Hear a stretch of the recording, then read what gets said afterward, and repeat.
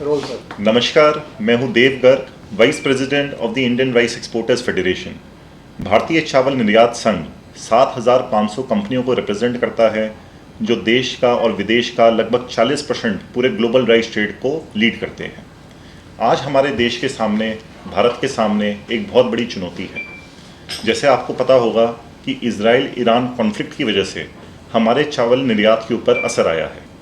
Iran Bharat का तीसरा सबसे बड़ा ट्रेडिंग पार्टनर है चावल के मामले में, जिसमें पिछले साल के अगर फिगर्स की बात करें तो 2024-25 के अंदर ईरान ने लगभग भारत से 10 लाख टन के बराबर लगभग 7,600 करोड़ रुपए का चावल खरीदा था। और इस साल की अगर बात करें तो अभी तक केवल 2,500 करोड़ का चावल भारत से एक्सपोर्ट हुआ है और लगभग 3-3.5 लाख टन क्वांटिटी गई है। तो आज इस डिस्टर्बेंस होने की वजह से इंश्योरेंस कंपनीज, बैंक्स और कई ऐसे जो फाइनेंशियल इंस्टीट्यूशंस हैं जिसके बेस के ऊपर ट्रेड प्रोग्रेस करता है, उन सारे इंस्टीट्यूशंस ने ट्रेड से हाथ खींच लिया है। और आज के दिन हमें आने वाले समय में उम्मीद नहीं है कि जब तक ये कॉन्फ्लिक्ट रिजॉल्व नहीं होता कि हम पिछले साल वाले फिगर्स को कैप्चर कर पाएंगे। अगर हम ये देश के लिए एक बहुत बड़ी चुनौती इसलिए है क्योंकि इस साल हम एक बहुत बड़े सरप्लस सिचुएशन को देख रहे हैं। भारत के पास इस समय 275 लाख टन चावल का सरप्लस स्टॉक है और आने वाले समय में भारत सरकार के अगर डाटा को देखा जाए तो ये उम्मीद है कि ये उत्पाद इस साल बढ़कर 400 लाख टन के सरप्लस तक पहुंच जाएगा। अगर हम एक्सपोर्ट फिगर्स की बात करें तो हमारा एक्सपोर्ट 25 से 26 मिलियन टन, मतलब 250 से 260 लाख टन के आसपास का हमारा एक्सपोर्ट है। और ये सिचुएशन होने की वजह से ये 250 से 260 लाख टन एक्सपोर्ट तक पहुंचना हमारे लिए एक बहुत बड़ी चुनौती होने वाली है। तो आज के दिन हमारे सामने एक बहुत बड़ी ऐसी चुनौती है कि हम अपने चावल निर्यात को बढ़ाएं और जो ईरान इजराइल कॉन्फ्लिक्ट की वजह से जो हमारे एक्सपोर्ट फिगर्स के अंदर नुकसान होगा उसकी भरपाई किसी तरीके से करें।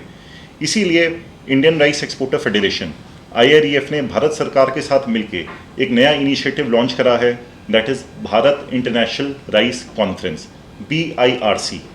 BIRC दुनिया का सबसे बड़ी गैदरिंग होने वाली है राइस एक्सपोर्ट इकोसिस्टम की, जिसके अंदर लगभग 1,000 फॉरेन इंपोर्टर्स, 172 देश के एक वो 1,000 बायर्स जो सबसे ज़्यादा चावल निर्यात परचेज करते हैं और लगभग 2,000 इंडिया से एक्सपोर्टर जो लगभग 80% चावल का निर्यात एक्सपोर्ट करते हैं, वो इसके अंदर पार्टिसिपेट करेंगे।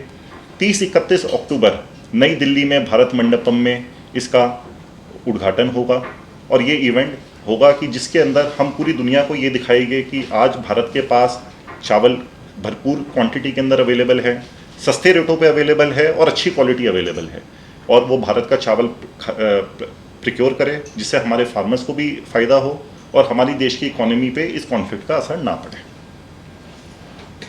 सर, जैसे कि बात करें फार्मर्स का इस टाइम क्या हाल चल रहा है? जहाँ तक देखिए फार्मर की बात करें तो जो पैडी 50-51 रुपये पर केजी के ऊपर इस ईरान इजराइल कॉन्फ्लिक्ट से पहले ट्रेड हो रही थी, जहाँ तक जो 1509 एक वैरायटी है जो ईरान ज़्यादातर एक्सपोर्ट होती है, उसका रेट 10 से 15% इस कॉन्फ्लिक्ट के बाद घट चुका है। वो 51-52 रुपये से घटकर 45 रुपये पर केजी के ऊपर वो क्वांटिटी आ गई है, जो एक बहुत ही चैलेंजिंग सिचुएशन है, बहुत डिस्टर्बिंग स्टैटिस्टिक है और हमारे फार्मर्स को इसका नुकसान होगा क्योंकि अभी बुआई का सीज़न है। जैसे आपको पता होगा इस समय ज़्यादातर पूरे देश के अंदर धान की बुआई होती है। तो अगर किसान को ये दिखाई देगा कि हमें 1509 वैरायटी के कम भाव मिल रहे हैं, जो एक बासमती की वैरायटी है, तो दूसरी चीज़ों के ऊपर शिफ्ट हो जाएगा, जो एक लॉन्ग टर्म के लिए किसान की रेजिलियंस के लिए बहुत अच्छी बात नहीं है। तो इसके ऊपर हमें बहुत गंभीर विचार करने की ज़रूरत है और सरकार को भी इसका एक सोल्यूशन ढूंढने की इमीडिएट ज़रूरत है। सर, अक्टूबर में जो आप इवेंट करने वाले हैं, सरकार की तरफ से क्या आपको बेनिफिट मिलने वाले हैं, क्या सपोर्ट मिल रही है? देखिए, ये हमने सरकार से किसी भी तरीके का कोई बेनिफिट इसके अंदर नहीं सीख करा है। सरकार हमें अपना कई तरीके से सरकार इस इवेंट में हमारे साथ पार्टिसिपेट करेगी। सरकार अपनी तरफ से कई स्टेक होल्डर्स को इनवाइट करेगी, सारा इवेंट का ऑर्गेनाइजेशन के अंदर वो हमें असिस्ट करेगी। बट इस इवेंट की सारी financial liability will be taken by Indian rice exporter federation.